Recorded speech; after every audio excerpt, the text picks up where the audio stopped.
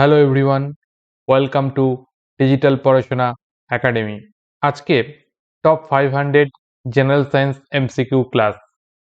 এই ক্লাসে আগে 8খানা সেট করানো হয়ে গেছে, আজকে নবম ক্লাস। এই ক্লাসটা তোমরা প্রতি বৃহস্পতিবার সন্ধ্যে 7টার সময় করতে পারবে ডিজিটাল পড়াশোনা একাডেমি ইউটিউব চ্যানেলে। এর পাশাপাশি তোমাদের বলে রাখি, আজকের ক্লাসে গত যে ক্লাসটা হয়েছিল কার্যক্ষমতা শক্তির পার্ট 2 যে ক্লাসটা হয়েছিল কুইক রিভিশন ক্লাসের, সেখানের শেষে বেশ কিছু এইচডব্লিউ তোমাদের জন্য দিয়েছিলাম। সেই এইচডব্লিউ গুলোর উত্তর আজকের ক্লাসের শেষে করিয়ে দেব। আশা করব তোমরা সেই পর্যন্ত ক্লাসটা ধৈর্য সহকারে মনোযোগ সহকারে করবে এবং প্রত্যেকটা প্রশ্ন যে আজকে 20টা থাকছে সেই 20টা প্রশ্ন তোমরা নিজেরা সঠিক উত্তর করার চেষ্টা করবে এবং প্রয়োজনে সেগুলো নোট ডাউন করে নেবে। এর পাশাপাশি তোমরা এই চ্যানেলেই quick revision class on general science এই ক্লাসটা করতে পারবে প্রতি মঙ্গলবার, বুধবার এবং শুক্রবার সন্ধ্যে 7টার সময়। এটা যে কোনো কম্পিটিটিভ পরীক্ষার জন্য খুবই গুরুত্বপূর্ণ একটা ক্লাস। এর পাশাপাশি এই চ্যানেলেই তোমাদের জন্য রেলওয়ে যে 2018-এ যে গ্রুপ ডি এক্সাম পরীক্ষা হয়েছিল তার 30খানা সেটের আমরা কোশ্চেন পেপার সলভ করিয়ে দিয়েছি জেনারেল সায়েন্সের। সেই ক্লাসটা অবশ্যই ক্লাসগুলো তোমরা করে নেবে। এখানে কিন্তু শুধু কোশ্চেন সলভ করানো নেই, তার পাশাপাশি সেই কোশ্চেন রিলেটেড গুরুত্বপূর্ণ ইনফরমেশন তোমাদের সঙ্গে শেয়ার করা হয়েছে। তো যারা এখনো টেলিগ্রাম চ্যানেলে যুক্ত হওনি তারা অবশ্যই টেলিগ্রাম চ্যানেলে যুক্ত হয়ে যাও এবং সম্পূর্ণ বাংলায় জেনারেল সায়েন্সের প্রস্তুতি নেওয়ার জন্য ডিজিটাল পড়াশোনা একাডেমি চ্যানেলটিকে সাবস্ক্রাইব করে নাও। তাহলে শুরু করা যাক আজকের ক্লাস। আজকের প্রথম প্রশ্ন বলছে, নিম্নলিখিতগুলির মধ্যে কোন ক্ষেত্রে আলোর অভ্যন্তরীণ প্রতিফলনের ঘটনা ঘটে থাকে?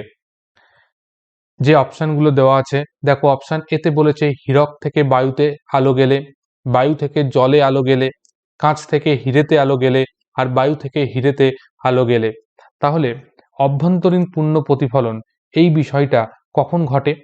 যখন কোনো একটা ঘন মাধ্যম, মনে করো এটা একটা ঘন মাধ্যম রয়েছে, তো এই ঘন মাধ্যম থেকে আলো যখন ঘন মাধ্যমের মধ্যে থেকে আলো যখন লঘু মাধ্যমে যাচ্ছে, অর্থাৎ এটা হচ্ছে ডেন্স মিডিয়াম আর এটা হচ্ছে কি বলবো লাইট মিডিয়াম বা এয়ার মিডিয়াম ধরে নাও, এটা এয়ার রয়েছে, এটা একটা ডেন্স কাচের স্ল্যাব রয়েছে। এবার আলো যখন এই ঘন মাধ্যম থেকে লঘু মাধ্যমের দিকে যাচ্ছে তখন আলোকরশ্মি একটা বিশেষ সংকট কোণ আছে, সেই সংকট কোণের থেকে যদি বেশি কোণে আপতিত হয় তাহলে পারে সেই আলোকরশ্মি আর এই লঘু মাধ্যমে না গিয়ে সে কি করে এই ঘন মাধ্যমের মধ্যেই ফিরে আসে। এই যে ঘটনা এটাকেই বলা হয় অভ্যন্তরীণ পূর্ণ প্রতিফলন। তাহলে এই ঘটনা কখন ঘটবে? এই ঘটনা ঠিক তখনই ঘটবে যখন আলোকরশ্মি কোনো ঘন মাধ্যম থেকে সে কিসে যাবে, সে যখন লঘু মাধ্যমে যাবে তখনই কিন্তু এই ঘটনাটা ঘটে থাকে। তাহলে এখানে আমাদের যে অপশানগুলো দিয়েছে সেখানে যদি দেখো, হীরক থেকে যখন বায়ুতে যাচ্ছে তাহলে এখানেও কিন্তু ঘন মাধ্যম থেকে লঘু মাধ্যম হলো। বায়ু থেকে যখন জলে যাচ্ছে এখানে কিন্তু বায়ু লঘু মাধ্যম থেকে ঘন মাধ্যমে যাচ্ছে, তাহলে এই ক্ষেত্রে এটা হবে না। কাঁচ থেকে হীরকে যাচ্ছে, হীরকের থেকে মানে কাঁচের থেকে হীরকের ডেনসিটি বেশি, তাহলে এটাও লঘু থেকে ঘন হয়ে গেল। এবং বায়ু থেকে যখন হীরক যাচ্ছে এটাও কিন্তু লঘু থেকে ঘন হলো। তাহলে পড়ে রইল আমাদের অপশান এ, হীরক থেকে বায়ুতে, অর্থাৎ হীরক থেকে বায়ু মানেই সেটা ঘন মাধ্যম থেকে লঘু মাধ্যমে যাচ্ছে, তাই জন্য আমাদের সঠিক উত্তর হয়ে যাচ্ছে অপশান এ। নেক্সট কোশ্চেনে যাব, কোন যন্ত্র ব্যবহার করার মাধ্যমে মানুষের পরিপাক নালী পরীক্ষা করা হয়? অর্থাৎ আমাদের যে ডাইজেস্টিভ ক্যানেল রয়েছে বা পরিপাক নালী রয়েছে, সেই পরিপাক নালীর মধ্যে যদি কোনো সমস্যা দেখা দেয়, কখনো আলসার হতে পারে বা আদার্স অন্য কোনো যদি সমস্যা দেখা দেয়, তখন আমরা কোন পরীক্ষা করার মাধ্যমে সেই অংশগুলো দেখতে পাই? সেই যে পরীক্ষাটা তার নাম হচ্ছে এন্ডোস্কোপ। শুনে থাকবে যে এন্ডোস্কোপ করানো হয়েছে। সেই এন্ডোস্কোপ করানোর জন্য কি করা হয়, একটা কেবিল, তার মধ্যে ক্যামেরা থাকে, সেটা অপটিক্যাল ফাইবার থাকে, সেখানেও কিন্তু অভ্যন্তরীণ পূর্ণ প্রতিফলনের ঘটনাকেই কাজে লাগানো হয়। লাগানোর মাধ্যমে ওই অপটিক্যাল ফাইবারের মধ্যে দিয়ে ক্যামেরা আমাদের শরীরের ভেতর প্রবেশ করিয়ে দেওয়া হয় এবং আমাদের ভেতরে ওই পরিপাক নালীর ভেতরের যে বিভিন্ন অংশগুলো রয়েছে তার ছবি তুলে নিয়ে আসা হয়, সেটাই হচ্ছে এন্ডোস্কোপ। তো এই ক্ষেত্রে আমাদের উত্তর হয়ে যাবে অপশন বি। কড মাছের যকৃৎ নিঃসৃত তেল কোন ভিটামিন উপস্থিত থাকে? তাহলে কড মাছের যকৃৎ নিঃসৃত তেলে যে ভিটামিনটা উপস্থিত থাকে সেটা হচ্ছে অপশন সি, ভিটামিন ডি। এটা উপস্থিত থাকে কড মাছের যকৃৎ নিঃসৃত তেলে। এই ভিটামিনের ওপর একটা ক্লাস আমাদের চ্যানেলে করানো রয়েছে, তোমরা অবশ্যই সেই ক্লাসটা দেখে নেবে। সেখানে প্রত্যেকটা ভিটামিনের রাসায়নিক নাম, উৎস এবং ভিটামিনের অভাবজনিত ফলাফল সমস্ত কিছু ডিটেলসে আলোচনা করা আছে। ক্লাসটার লিঙ্ক আই বটনে আমি দিয়ে রাখবো। এছাড়াও তোমরা প্লেলিস্টে গিয়ে বায়োলজির প্লেলিস্ট থেকে সেই ক্লাসটা অবশ্যই করে নেবে। গান পাউডার তৈরি করতে কোন রাসায়নিকটি ব্যবহার করা হয়? তাহলে আমরা কি তৈরি করছি গান পাউডার, অর্থাৎ বারুদ। সেই গান পাউডার এটা তৈরি করার জন্য আমরা যে রাসায়নিকটি ব্যবহার করি সেটি হলো পটাশিয়াম নাইট্রেট। তাহলে পটাশিয়াম নাইট্রেট এই রাসায়নিকটি ব্যবহার করা হয় গান পাউডার তৈরি করতে। প্রশ্নটা কিন্তু এভাবে ঘুরিয়েও দিতে পারে যে গান পাউডারের রাসায়নিক উপাদান কোনটি, সেক্ষেত্রেও কিন্তু পটাশিয়াম নাইট্রেট হবে সঠিক উত্তর। নেক্সট প্রশ্নে যাব। নিম্নলিখিতগুলির মধ্যে কোন জাতীয় খাদ্যের শ্বসনে সবচেয়ে বেশি পরিমাণ শক্তি উৎপন্ন হয়? তাহলে যে নিম্নে যে খাদ্যগুলো দিয়েছে এর মধ্যে কোন জাতীয় খাদ্যের শ্বসন হলে পারে সব থেকে বেশি পরিমাণ শক্তি উৎপন্ন হয়? তাহলে এক্ষেত্রে আমাদের সঠিক উত্তর হয়ে যাবে অপশন ডি, ফ্যাট জাতীয় খাদ্য। ফ্যাট জাতীয় খাদ্যের শ্বসন হলে সব থেকে বেশি পরিমাণে শক্তি উৎপন্ন হয়।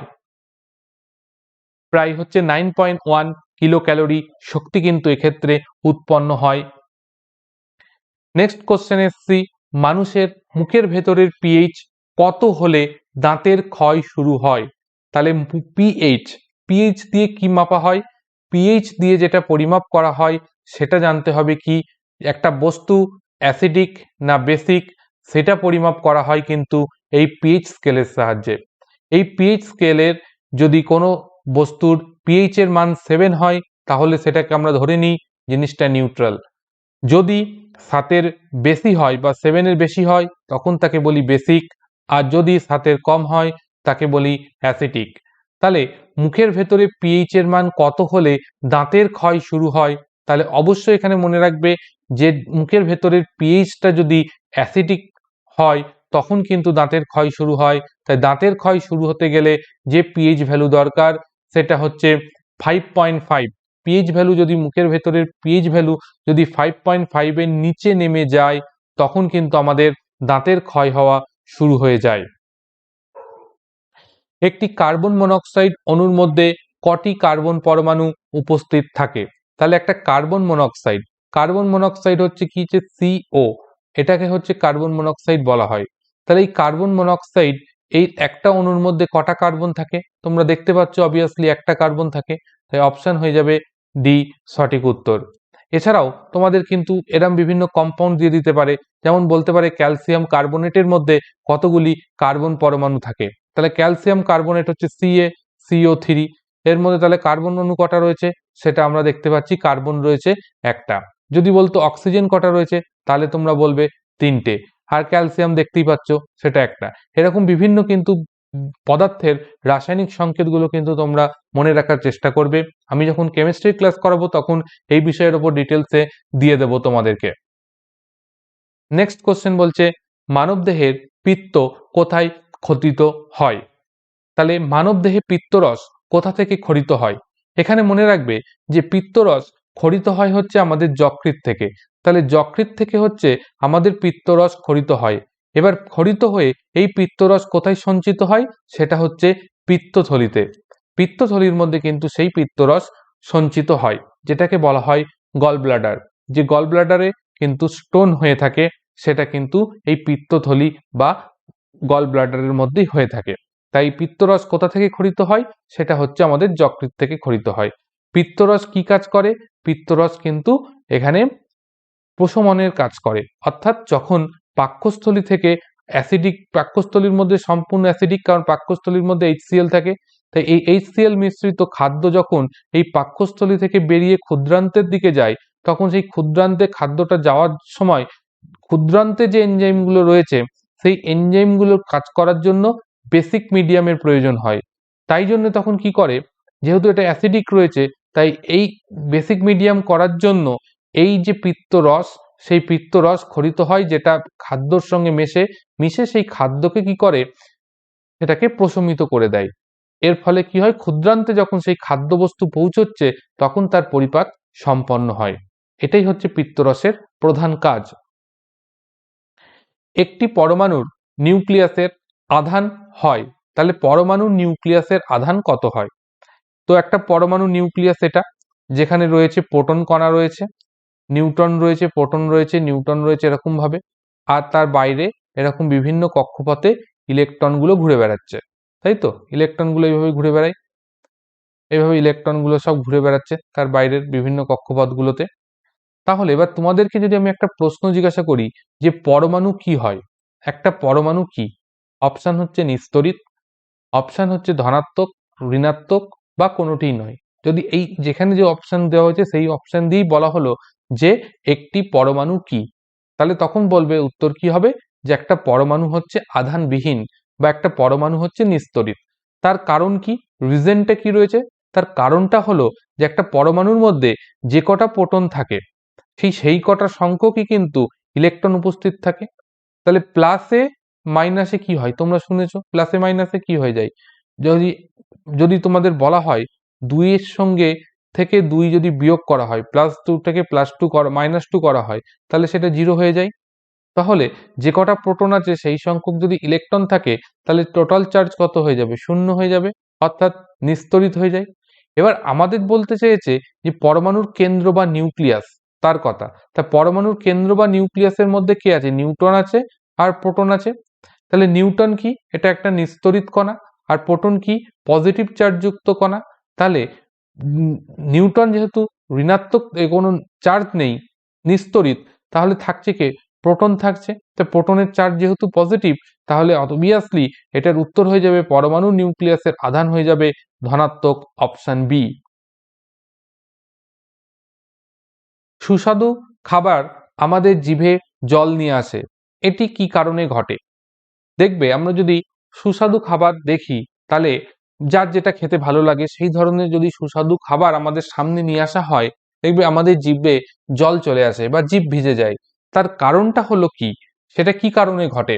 এটা যে কারণে ঘটে থাকে সেটা হচ্ছে স্নায়ু ঘটিত কারণে, অর্থাৎ আমাদের স্নায়ুর উদ্দীপনা মাধ্যমে এই ঘটনাটা ঘটে থাকে, অর্থাৎ স্নায়ুর মাধ্যমে সেই উদ্দীপনা আমাদের মাথায় যায় এবং মাথা নির্দেশ দেয়, তখন কিন্তু আমাদের জিভে জল চলে আসে। এই ঘটনাটা কিন্তু সম্পূর্ণভাবে নিউরোলজিক্যাল ম্যাটারের জন্যই ঘটে থাকে। এসটিপি তে 1 মোল পরিমাণ কোনো গ্যাসের আয়তন কত হবে? তাহলে এসটিপিতে 1 মোল পরিমাণ কোনো গ্যাসের আয়তন কত হবে? এটা তোমরা মনে রেখে দেবে একদম মুখস্থ করে, সেটা হচ্ছে 22.4 লিটার। অর্থাৎ সবকিছু তোমরা ভুলে যেতে পারো, কিন্তু এটা কখনোই ভুলবে না যে এসটিপিতে 1 মোল পরিমাণ যে কোনো গ্যাসের আয়তন হবে 22.4 লিটার। সে অক্সিজেন গ্যাস হোক, বা সে কার্বন ডাই অক্সাইড হোক, বা হিলিয়াম হোক, সেটা যদি এই STP, standard temperature and pressure, এই কন্ডিশনে থাকে এবং প্রত্যেকের যদি 1 মোল পরিমাণ যদি হয়, তাহলে কিন্তু তার আয়তন হবে 22.4 লিটার। এটা কিন্তু একদম মুখস্থ করে মনে রেখে দেবে। মানবদেহের সবচেয়ে বড় বহিস্থ অঙ্গ কোনটি? তাহলে মানুষের দেহের সবচেয়ে বড় বহিস্থ অঙ্গ কোনটি? তাহলে আমাদের দেহের সব থেকে বাইরে থেকে দেখলে পারে কোন অংশটা আমাদের চোখে পড়ে সব থেকে বেশি, সেটা আমরা দেখতে পারি বেশি পরিমাণে যেটা রয়েছে সেটা হচ্ছে আমাদের চামড়া বা স্কিন। তাহলে এটাই হচ্ছে মানবদেহের সব থেকে বহিস্থ বড় অঙ্গ। নিম্নলিখিতগুলির মধ্যে কোনটি একটি বহুকোষী জীব নয়? তাহলে এই যে জীবগুলোর কথা বলা হয়েছে, এর মধ্যে কোনটি একটি বহুকোষী জীব নয়? তাহলে অপশন সি অ্যামিবা, এটা একটা কিন্তু বহুকোষী জীব নয়, কারণ অ্যামিবা হলো একটা এককোষী প্রাণী। নিম্নলিখিত উৎসেচকগুলির মধ্যে কোনটি অগ্নাশয় থেকে ক্ষরিত হয়? তাহলে অগ্নাশয় থেকে ক্ষরিত হয় উৎসেচক কোনটি? এখানে অপশন সি ট্রিপসিন, যেটা হচ্ছে অগ্নাশয় থেকে ক্ষরিত হওয়া একটি উৎসেচক। এছাড়াও আছে অ্যামাইলেজ, লাইপেজ, যেগুলো কিন্তু অগ্নাশয় বা প্যানক্রিয়াস থেকে ক্ষরিত উৎসেচক। এছাড়া তোমাদের এখানে মনে রাখবে যে প্যানক্রিয়াস থেকে কিন্তু আরও দুটো হরমোন ক্ষরিত হয়, যেগুলো খুবই ইম্পর্টেন্ট। সেটা হচ্ছে ইনসুলিন আর গ্লুকাগন। ইনসুলিন হচ্ছে রক্তে শর্করার মাত্রা কমায়, আর গ্লুকাগন হচ্ছে রক্তে গ্লুকোজের পরিমাণ বৃদ্ধি করে। নিম্নলিখিতগুলির মধ্যে কোনটি রক্ত সংবহন তন্ত্রের অংশ নয়? তাহলে রক্ত সংবহন তন্ত্রের অংশ নয় কোনটি? আমাদের রক্ত সংবহন তন্ত্রে কি রয়েছে? হৃৎপিণ্ড রয়েছে, ঠিক। হৃৎপিণ্ডের পাশাপাশি যে জিনিসটা রয়েছে, একটা শিরা থাকে আর ধমনী থাকে। এবার শিরা ধমনী গিয়ে যে জায়গায় মিলিত হচ্ছে সেই জায়গাটাকে কি বলা হয়? সেই জায়গাটাকে বলা হচ্ছে রক্তজালক। তো এই হৃৎপিণ্ড, শিরা, ধমনী আর রক্তজালক, এই নিয়েই আমাদের রক্ত সংবহন তন্ত্র। তাহলে রক্ত সংবহন তন্ত্রের মধ্যে আমরা ঝিল্লি জিনিসটা দেখতে পাই না, তাই জন্য এটাই হবে আমাদের এই ক্ষেত্রে সঠিক উত্তর। কোন বিজ্ঞানী সর্বপ্রথম প্রত্যেকটি মৌলের জন্য একটি নির্দিষ্ট সংকেত ব্যবহার করেন?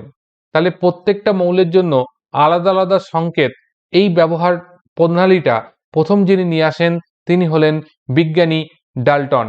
তাহলে অপশন বি বিজ্ঞানী ডাল্টন, তিনি সর্বপ্রথম প্রত্যেকটা মৌলের জন্য আলাদা আলাদা সংকেত ব্যবহার করেন। মেলাটোনিন হরমোন ক্ষরিত হয় কোন গ্রন্থি থেকে? তাহলে মেলাটোনিন যে হরমোন, এটা ক্ষরিত হয় পিনিয়াল গ্ল্যান্ড থেকে।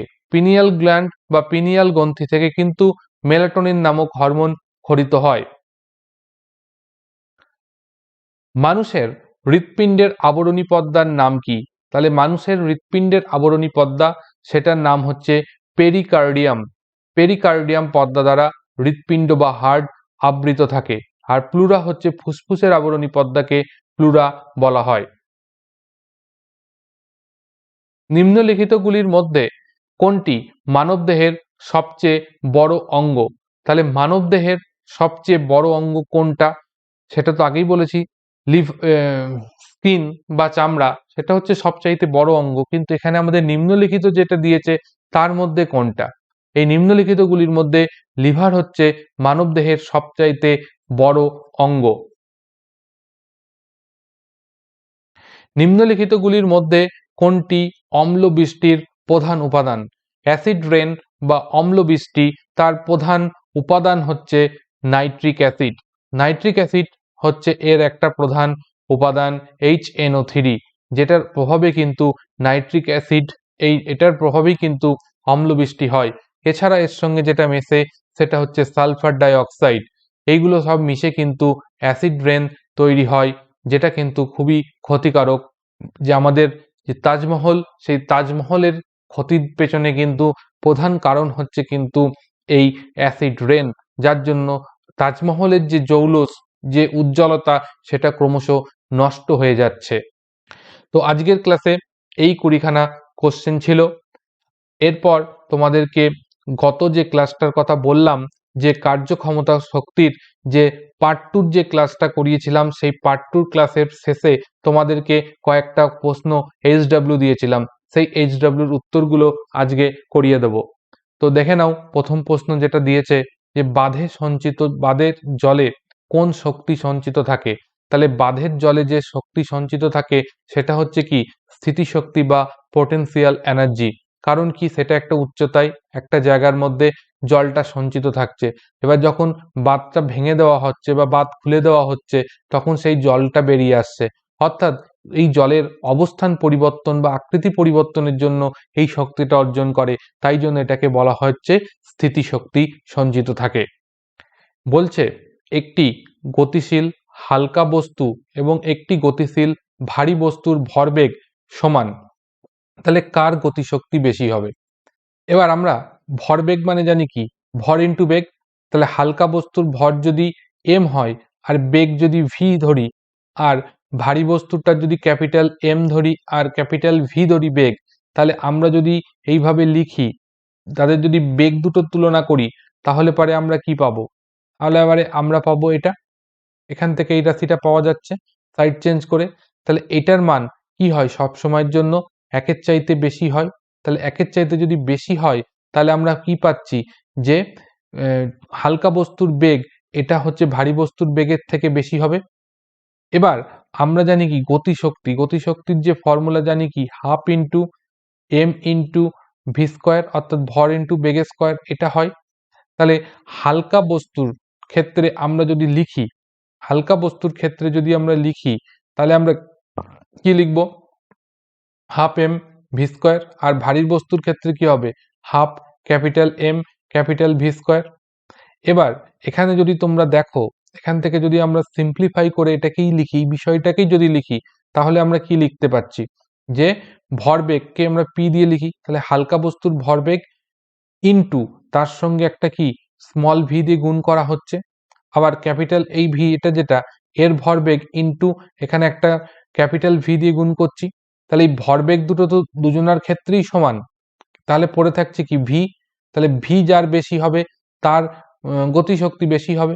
তাহলে এখানে ভি কার বেশি? হালকা বস্তুর ভি বেশি, অর্থাৎ বেগ বেশি। তাহলে হালকা বস্তুর বেগ বেশি হলে হালকা বস্তুটির কি হবে? গতিশক্তি বেশি হবে। তাহলে এক্ষেত্রে আমাদের 2 নম্বরটার ক্ষেত্রে উত্তর কি হয়ে যাবে? না, হালকা বস্তু। হালকা বস্তু তার কিন্তু ভরবেগ গতিশক্তিটা বেশি হবে। 3 নম্বরে ঠিক উল্টো কথাই বলা হয়েছে। তাহলে 3 নম্বর প্রশ্নটা কি বলছে? বলছে একটি হালকা বস্তু এবং একটি ভারী বস্তু উভয়ের গতিশক্তি সমান, তাহলে কার ভরবেগ বেশি হবে? এটা জানতে চেয়েছে। এটার ক্ষেত্রে ভরবেগটা জানতে চেয়েছে। তাহলে ভারী বস্তু এবং হালকা বস্তু উভয়ের বলেছে গতিশক্তি সমান। তাহলে হাফ এম ভি স্কোয়ার এটা হচ্ছে কিসের? হালকা বস্তুর।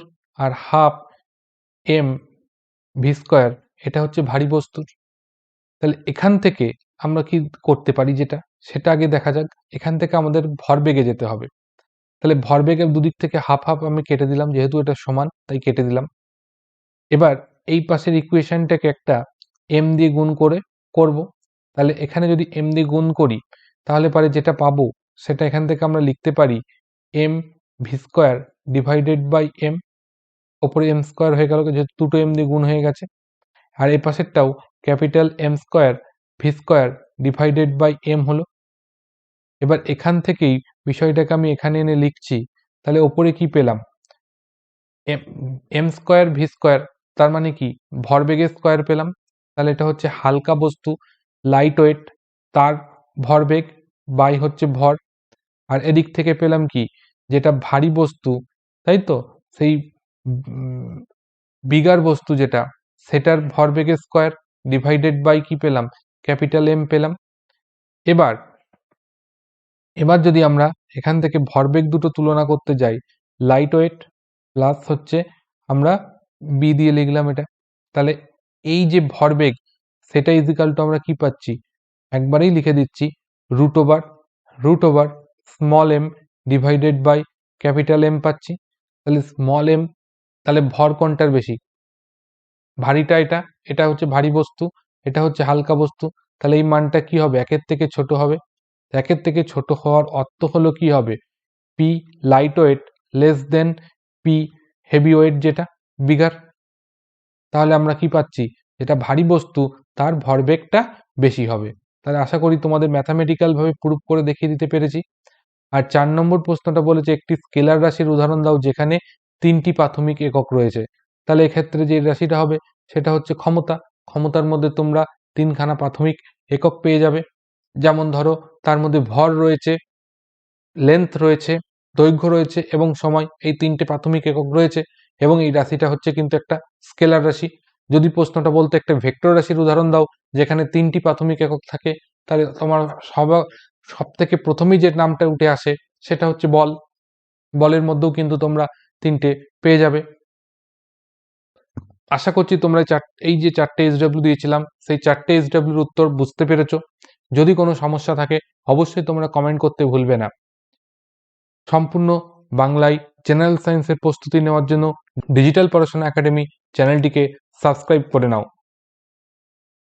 যদি ক্লাসটি ভালো লেগে থাকে অবশ্যই লাইক করবে এবং চ্যানেলে নতুন হয়ে থাকলে চ্যানেলটি সাবস্ক্রাইব করতে ভুলবে না, কারণ এখানে প্রতিনিয়ত এই ধরনের জেনারেল সায়েন্সের ক্লাস করতে পারবে। সবাইকে ধন্যবাদ।